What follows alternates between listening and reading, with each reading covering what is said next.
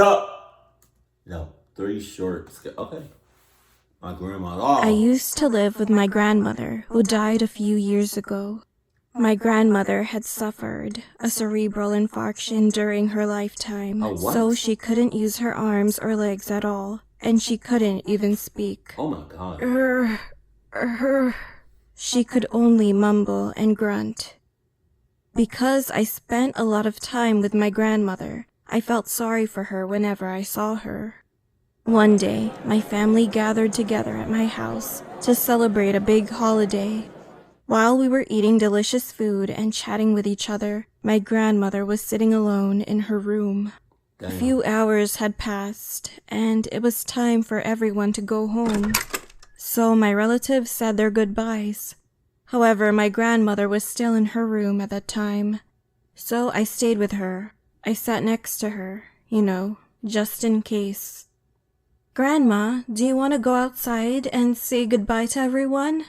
I asked, looking at her face. Then Grandma slowly turned her head towards me and opened her mouth. "I'm embarrassed." What? What? Hell no. Nope. You got all of that, Grandma. You got all of that, Grandma. Boom! Man, that scared the shit out of me. Cause can you imagine, for like most of my life, my grandma talking about something, she talking like this.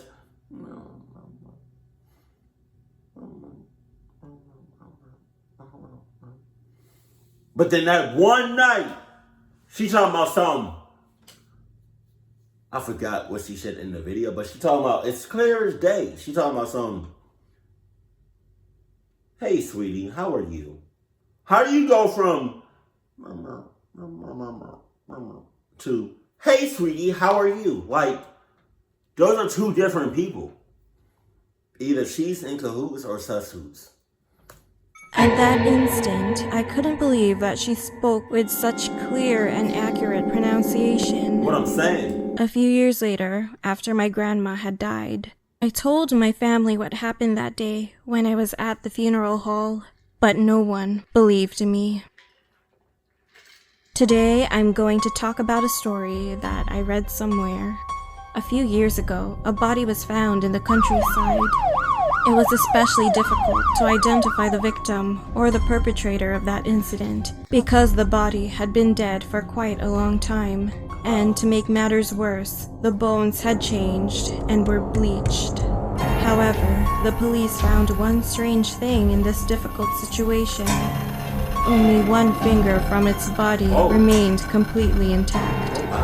They asked the National Forensic Service, and they finally completed the identification on the body's finger. Furthermore, they succeeded to arrest the criminal as a result of the investigation. It turned out that the assailant was her roommate.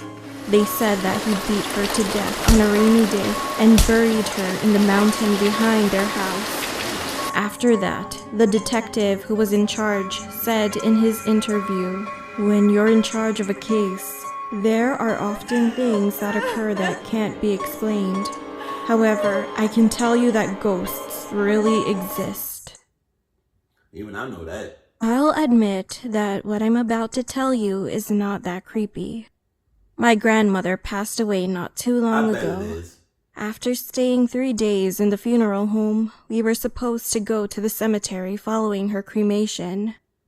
They said it would take about an hour, so my mom told me to take a nap in the car until the cremation was done. Since I was the one who had to drive later, I went back to my car alone and fell asleep. However, not long after, someone started shaking me. I heard my name, so I slowly opened my eyes, and my grandmother was sitting next to me. Wow. "Grandma?" I asked, rubbing my eyes, and she smiled at me. "Yes, it's me. Your grandpa is calling me. I'll go first, so stop sleeping and get up." I really missed her. Crying in my dream, I suddenly woke up with a surge of longing for her. I kept crying and then came out of the car. At that moment, I saw my family walking towards me, carrying a box of grandmother's ashes and her picture.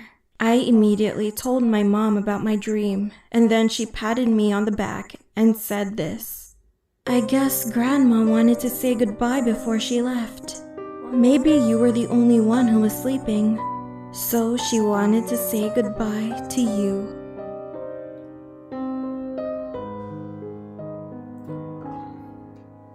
Grandma, you could have held that by.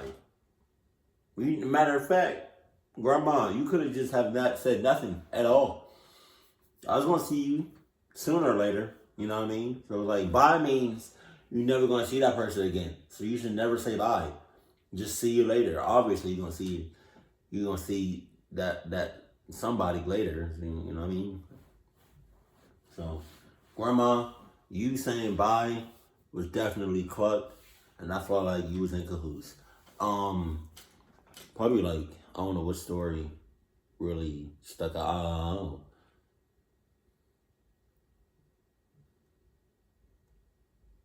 I think the first story really got me because it's like, how do you go from, like I said, like how do you go from to, "Hey sweetie, how are you?" Like that's like,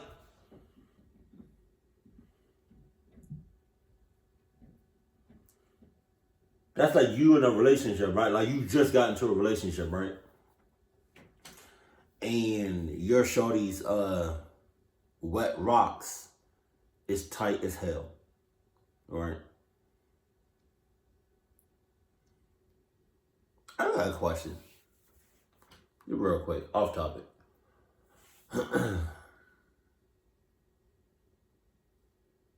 To any females that are listening,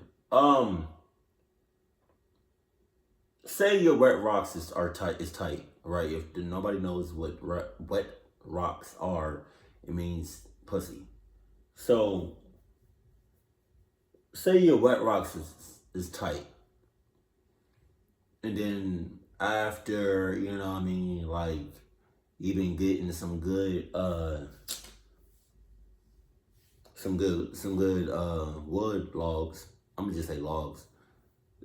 After you've been getting some good logs, right, for like a while, your pussy is, I mean, your wet rocks is like,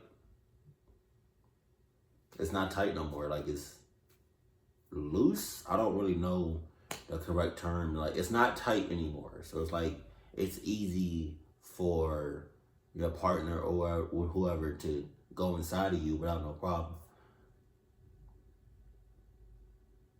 So your wet rocks, it was tight, and then it loosens up. Can it go back to being tight, or once it loosens up, it just stays loosened up? Let me know in the comment section below.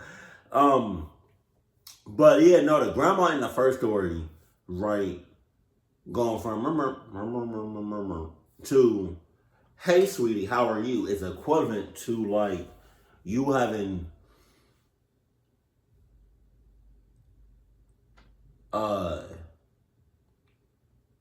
again, you're in a relationship, right? And your partner's wet rocks is tight, right? But then you had to go away for a little minute because something happened, right? Say you went away for like 2-3 months. You come back, you haven't had no sex with nobody. But the moment you get back, you have sex with your partner, and it's just easy as hell, like to go right into it. Like it's easy, like butter.